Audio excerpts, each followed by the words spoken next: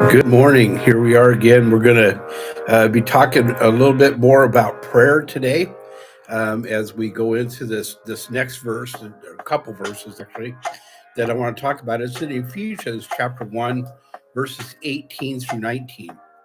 So that I pray that the perception of your mind may be enlightened, so that you may know what is the hope of his calling and what are the glorious riches of his inheritance among the saints, and what is the immeasurable greatness of his power to us who believe, according to the working of his vast strength. How amazing this is.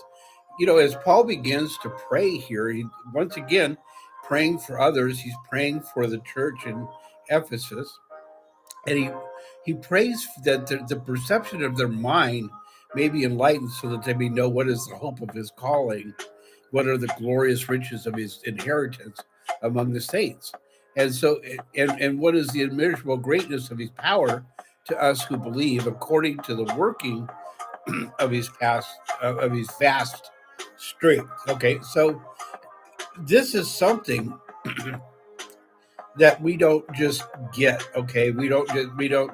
Our mind is not just normally perceptive over these spiritual things, and so Paul is praying for the our minds to be open and given this perception that of enlightenment, so that we may know what the hope of his calling is. We really don't even grasp what is the hope of his calling.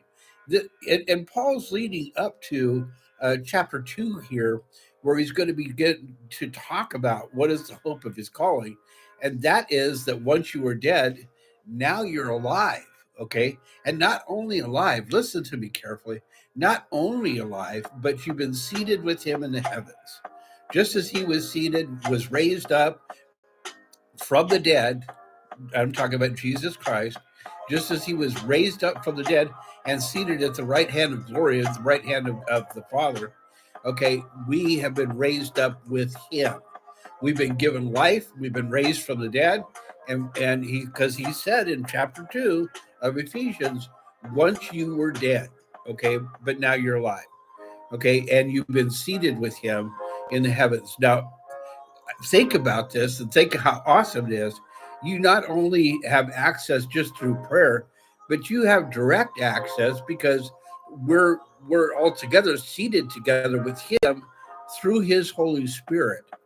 And we have that closeness, that awesome closeness with him in this whole thing. And what an amazing nugget that we can hang on to. It's just completely amazing, and I just love it, the way that he's set things up and the way that he's done things, so that we have that direct connection to connect with him by his Spirit.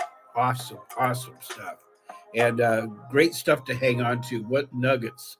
They're amazing nuggets.